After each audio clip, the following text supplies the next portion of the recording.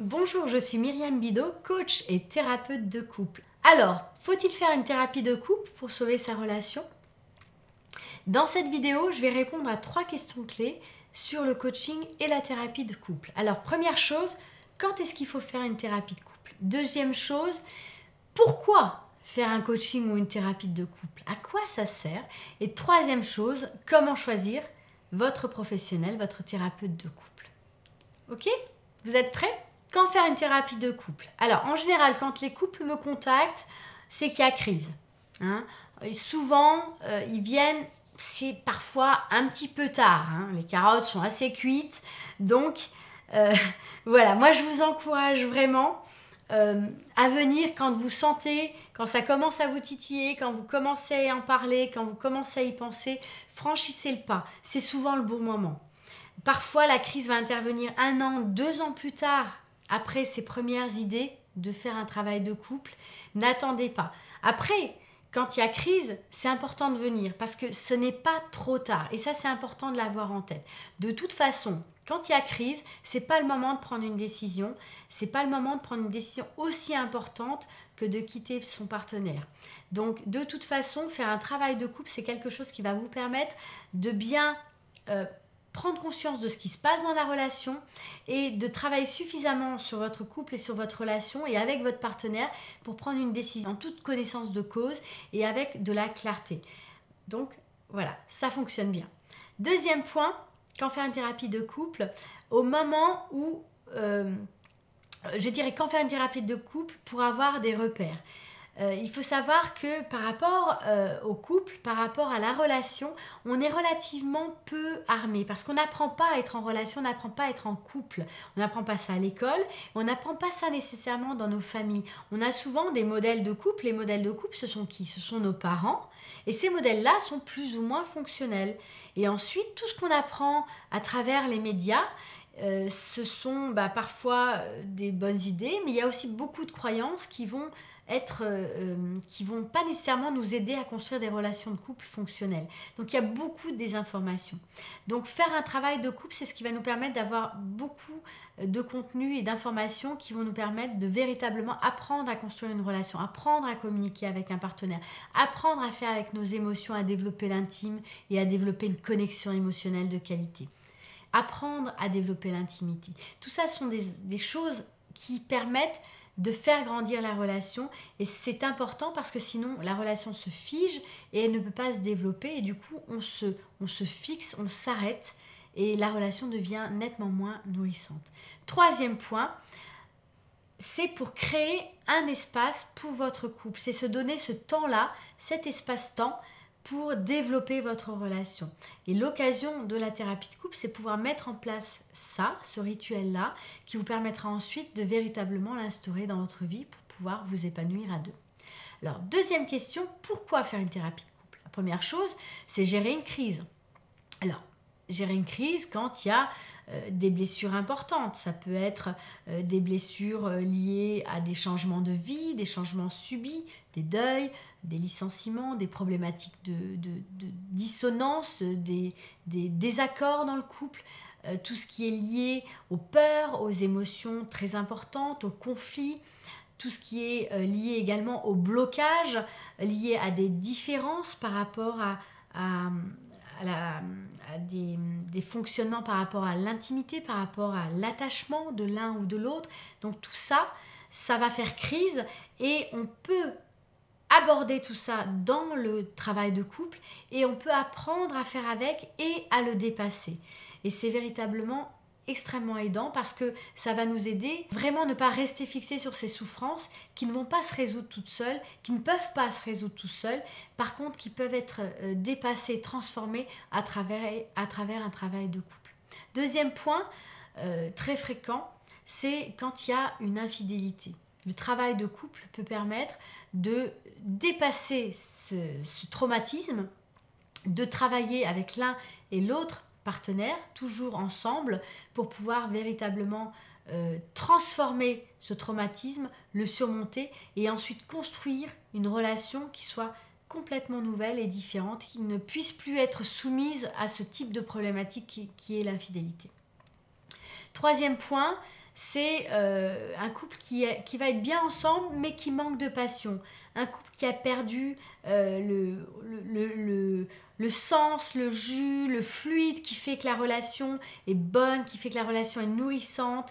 Et donc, c'est un couple qui fonctionne bien ensemble, qui éduque bien ses enfants, qui est fluide, mais qui n'a plus le peps, qui n'a plus l'envie, qui n'a plus la joie, qui n'a plus le plaisir au quotidien. Donc, le travail de couple va nous permettre justement de comprendre pourquoi certains endroits de la relation se sont figés, se sont arrêtés, et remettre du mouvement à ces endroits-là pour pouvoir reprendre le cours de cette relation et que les deux personnes puissent choisir quelque chose qui fonctionne mieux pour eux. Et quatrième point, c'est les couples qui sont vraiment au bord du divorce, au bord de la rupture et qui viennent me voir et qui disent voilà, c'est notre dernière chance, on ne sait plus quoi faire, on n'arrive même plus à se parler, on n'arrive plus à communiquer, on se sort par on ne peut même plus se voir. Par contre, on vient vous voir parce qu'on a besoin d'un tiers et souvent, il y a quelque chose qui fait qu'ils pensent qu'ils n'ont pas nécessairement du tout la même motivation et ça, c'est pas très grave. On peut avoir des motivations très différentes, mais tous les deux, ils ont envie d'être là et ils se disent on va quand même voir ce qu'on peut faire. Et ils sont souvent complètement perdus. Et là, on peut parfois faire de très beaux travail et vraiment avancer et parfois reconstruire quelque chose de nouveau. Voilà pour les pourquoi. Alors, dernière chose, les objectifs, on va travailler sur l'être en relation, bien sûr sur la communication, mais ce n'est pas la communication uniquement en termes de technique ou de gestion de conflits. Tout ça, oui, bien sûr, on va travailler sur sortir de l'impasse relationnelle, mais on va travailler sur quelque chose de beaucoup plus vaste, sur la connexion émotionnelle. On va comprendre aussi qui vous êtes dans la relation, qui vous êtes avec l'autre. Donc, il y a un gros travail sur soi, mais un travail sur soi qui se fait devant l'autre et avec l'autre. Donc, c'est quelque chose qui est très mobilisant, qui est très engageant, mais qui permet véritablement d'avancer. La thérapie de couple, c'est un outil très puissant, très impactant, qui demande de l'engagement, qui n'est pas facile, mais qui apporte vraiment de gros bénéfices, des vrais résultats. Ensuite, ça va vous permettre de choisir la relation que vous avez envie d'avoir, de choisir quel partenaire vous avez envie d'être avec votre conjoint.